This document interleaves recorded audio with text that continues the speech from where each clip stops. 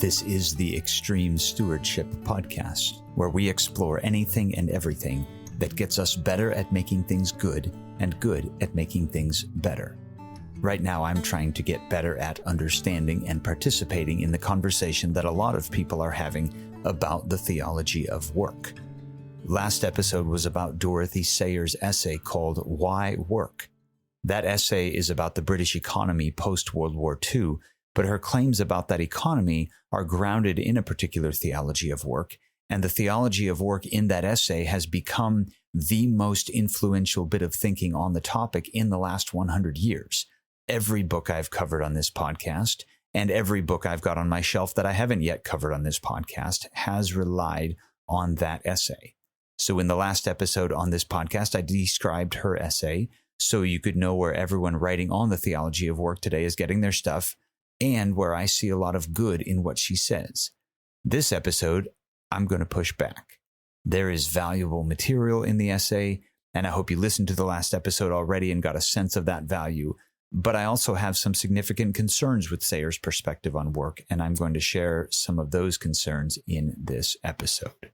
My first concern with Sayers is her insistence that work must always be done for its own sake and not for any social or economic ends. She argues that work must not be something we do to make money, and it must not be something we do to serve the needs of our community. I have two problems with this. Problem number one, God designed work to meet economic ends. That's not the only thing work does, but it is one of the things work does.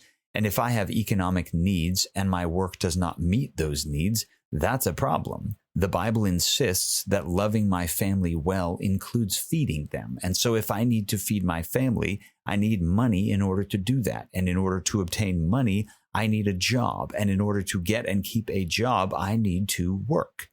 And real life in the real world is such that most people, at most times in human history, have counted it a blessing to bring home enough of a paycheck to keep bellies full and lights on.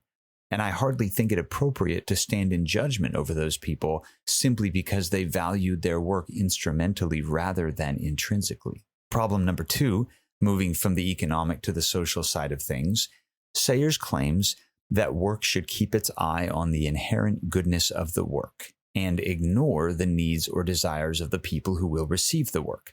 I'll say more in a few minutes about her bias toward the kinds of work for which this is even plausible. But apart from that, my disagreement with her is the fact that different customers, different recipients of work want and need different products. Even if we stay in the creative or artistic space, is it wrong for a songwriter to ask whether their audience will resonate with a certain lyric? Or for a musician, say in the context of local church singing, to ask whether a song ought to be sung in one key or another, depending on the range of the average person in the room? Or consider something more mundane like furniture. Should only kitchen cabinets of the absolute highest quality exist?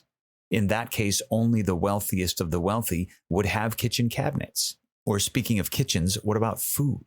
Should my wife and I prepare only the finest and most inherently virtuous cuisine without reference to the preferences of our young children? It's the impracticality of her view that bothers me most, because she imagines a world in which no urgent or dire need exists, no scenario in which I just need a roof over my head or a meal on my table, and I don't need it to be perfect or beautiful or enduring. I just need it to exist. If Sayers got what she wanted, the upper echelons of society would indeed benefit from a significant uptick in quality. But the lower echelons would just have to do without, because cheap housing, cheap food, cheap transportation, none of these would be permitted. Now, I am fully aware that in the current state of things, it is the poor who are most heavily bombarded with products that lack both inherent quality and practical utility. Sayers and I would be in full agreement that Walmart could significantly downsize and the world would be better for it. But to say that it is wrong for a business to put a finger to the wind and make production decisions based on what people are most likely to buy, or to say that it is wrong to make something that serves the legitimate needs of the community simply for that reason, this is where Sayers and I part ways. My second concern with Sayers is her claim that, quote, God is not served by technical incompetence, end quote. Strongly agree and strongly disagree at the same time. Now, there is a vast difference between saying that we ought to pursue excellence and saying that we ought to be excellent. If she means that we must pursue excellence, strongly agree. If she means we must be excellent, strongly disagree. Does that distinction matter? Absolutely. It matters first because all we can do is do what we can with what we have. Let's say it's my first day on the job. It is inevitable that I will exhibit technical incompetence on that first day. Does God frown upon me because I have not yet mastered my craft? And for that matter, how do I know when I've attained to the kind of mastery that truly honors God? How good do I have to be for God to delight in my work? Now, that's a terrifying question, because if the answer can't come from some externally imposed utilitarian community standard, like a professional rating or a sales metric or an award or something like that, the answer could only be God is truly honored by my work when I am as good at my work as God is at his, which, of course, is absurd and impossible. When Sayers says God is not served by technical incompetence, she invites an arrogance that says, well, if you're not the best, you're not good enough for God. I've seen this in practice. I've seen it in educational systems that think we honor God by rubbing it in the faces of our competitors that we are better than them. I've seen it in highbrow, snobby elites that think their location on the quality spectrum is precisely where God expects everyone to be, so anyone not quite as good as them is to be scorned in the name of Jesus. Now, I hope the previous episode made clear that I agree with Sayers to a point, and that point is this: God is not more tolerant of laziness than of arrogance. Mailing it in at my work is sin. Slothfulness is sin. Apathy is sin. Quiet quitting is sin. All of these are unacceptable to God because they are a failure to steward the resources well that he has entrusted to us.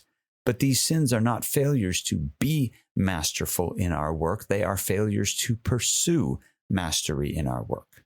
Another reason we have to make the distinction between pursuit of mastery and attainment to mastery is that Sayers is wrong, completely wrong, when she says, quote, "No crooked table legs or ill-fitting drawers ever, I dare swear, came out of the carpenter's shop at Nazareth, nor, if they did, could anyone believe that they were made by the same hand that made heaven and earth," end quote. Here's why this is wrong. If I go full Theo bro here, she just denied the incarnation. She just rejected one of the pillars of Christianity, which is that the divine Son of God really and truly became human. To be human is to learn, to grow, to make mistakes and reflect upon those mistakes and get better as a result. Now, I'm not talking about moral mistakes. Jesus didn't sin, but it's not a sin to be a beginner. Jesus did not come out of the womb the world's greatest builder. He had to learn how to select materials, handle tools, make measurements, make cuts, all the technical skills that every craftsman has had to make as long as there have been craftsmen. It is fundamental to the Christian faith that the same hands who made heaven and earth made all sorts of technical mistakes in the carpenter's shop at Nazareth. Okay, off my doctrinal soapbox, but this is important because last time I checked, the goal of the Christian life was to be as much like Jesus as possible. And if Jesus skipped the learn and grow and improve part of the journey, my whole attempt to imitate him in the process is doomed from the start. My third concern with Sayers is that I think she's naive about how money works. Part of the problem is that she views all work through the lens of creative work, meaning artistic work like painting and writing and music. So there are economic tensions that are particular to art, but don't map well onto other kinds of work, even though she says, quote, "As it is with works of art, so it is with all work," end quote. The tension for an artist is how one produces art that is true to the art and true to the artist, but also put food on the table. Or to come at it from the other side, how do you continue to stay true to the art and the artist when popularity and fame and fortune have decided to come your way? This is a difficult tension. Sayers' solution is to make sure that artists have enough money coming in that they can ignore the money question and just make the art. And there's a world in which that can happen. It's a world in which the source of the money has no expressed opinion about the art it supports. Now, that might be how wealthy patrons of the arts and their benefactors function. Sometimes it's not at all how the vast majority of economic exchange functions. If I fund something, I have an opinion about what I'm funding. I might be donating to a cause, or I might be buying groceries. Either way, it's very rare that I would just put money out there and not care what work it supports. Sayers wants to disassociate the work from the money. She quotes Jacques Maritain, who she describes as, quote, one of the very few religious writers in our time who really understands the nature of creative work.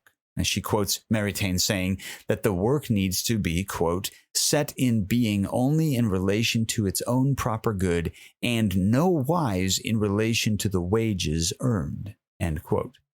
Sayers herself says this, quote, so long as society provides the worker with a sufficient return in real wealth to enable him to carry on the work properly, then he has his reward, end quote.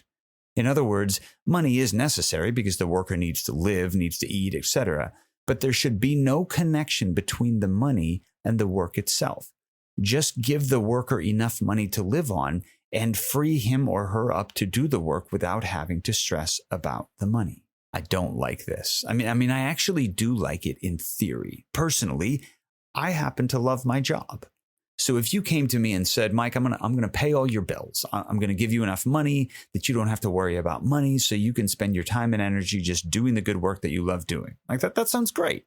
I would not change jobs. I would keep doing the work I'm doing. And in some respects, I'd probably do it better because sometimes the financial side of things distracts me from my work through stress or through logistics. Sometimes I opt into work opportunities not because they're the right work for me to be doing, but because they pay a little extra and I could use the money. So for me, at my stage of life and career, this sounds cool. But when I step away from my own very particular situations, I have all kinds of problems with this system.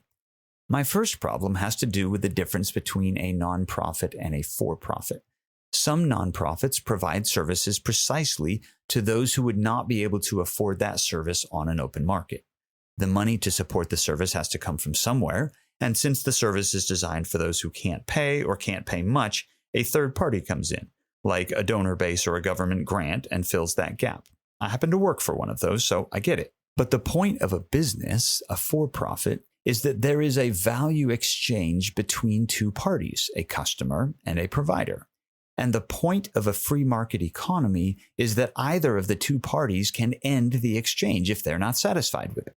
If I offer a product that no one buys, I go out of business. If I don't want to pay for your service, I don't get your service. That's how the whole thing is designed to work. And I think that's a good thing because both parties are held directly accountable for their stewardship of the value exchange. I'm not saying free market capitalism is perfect or that the humans engaged in it are perfect. I'm saying mutual accountability is better than the alternative. My second problem is that some people are reasonably motivated by money to do better work. I'm not saying greed is good. I'm saying it's not wrong to go to my boss and say, hey, boss, we're saving up to buy a home, go on vacation, replace an old vehicle, send the kids to college, whatever.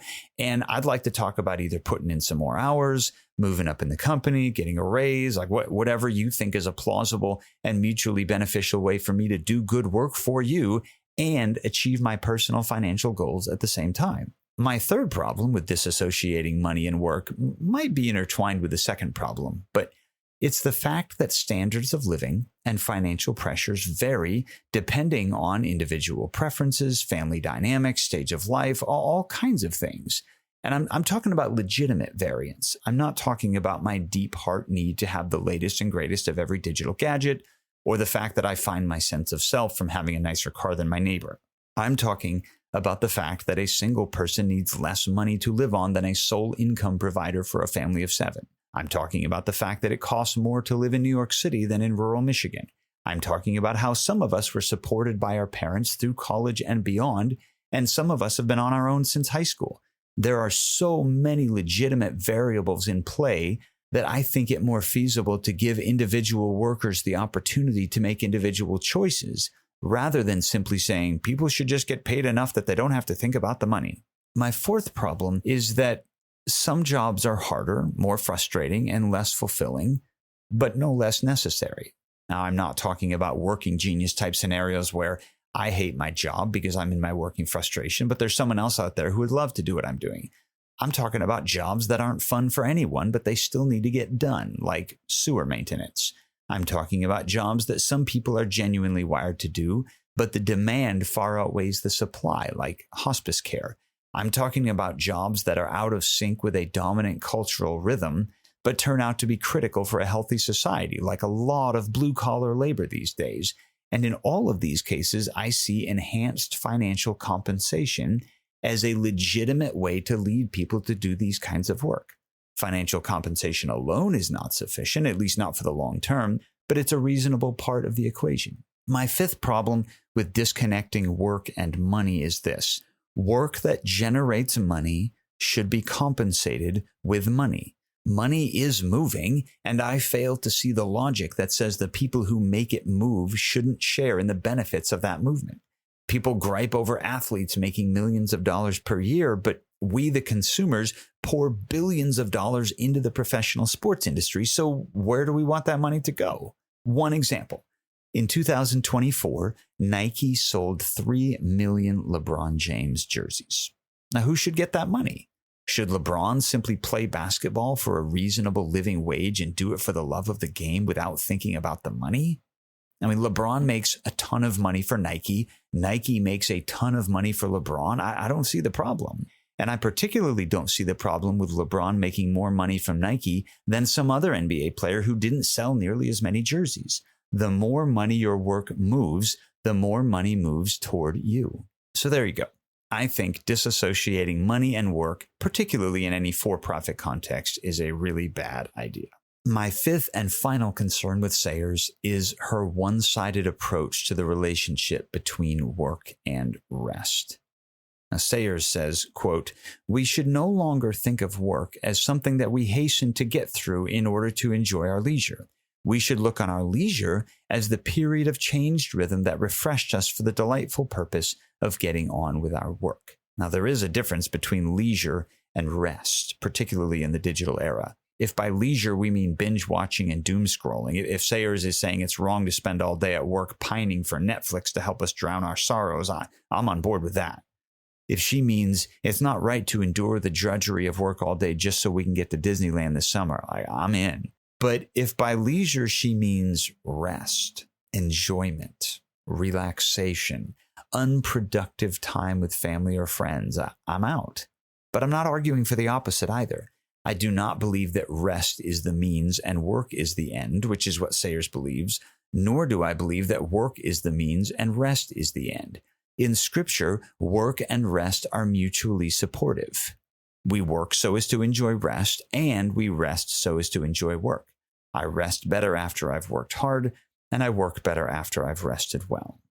Now, the biblical sequence all the way back to the beginning goes work first, rest second. So you could say from that angle that we need work to get to rest. But once the cycle begins, once creation has been improved just enough to enjoy that improvement, it's simply back and forth forever and ever. Amen. So our invitation from God is to enjoy both in their season, not to view either as simply a means to the other end. It's also worth saying here that work and rest are both intrinsically good as well as being instrumentally good. The instrumental good of rest is that it prepares us for work, and the instrumental good of work is that it prepares us for rest. But the intrinsic good of work is that we are imaging our Creator and improving His creation as His stewards and doing the thing that He created us to do. And the intrinsic good of rest is that we join with our Creator in naming and enjoying the good work that's already been done, as well as reminding ourselves that He does the good work of upholding the universe, whether we make any contribution or not. And that, I think, is all I want to say about that. If you've ever leaned into conversations about the theology of work or the faith and work movement today, you know that this essay, Why Work by Dorothy Sayers, is a big deal, and for good reason. Last episode was all the parts I really liked.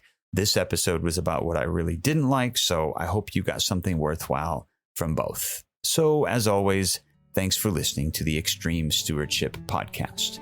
My name is Michael Kibbe, and I teach Bible and theology at Great Northern University in Spokane, Washington. My behind-the-scenes partner in this endeavor is Ben Kibbe, CEO of Kibbe Consulting in Columbiana, Ohio. Our editor-in-chief is Liam Olmsted. Art comes from Leah Leanhoutz, and music is provided by Dave Murray of Derridoon Guitars. If this podcast has been useful or challenging to you, shoot us an email, extremestewards@gmail.com. We'd love to hear from you. If you think it might be useful or challenging to anyone else, well, you know what to do. Ultimately, we hope that listening to this podcast has helped you get better at making things good and good at making things better.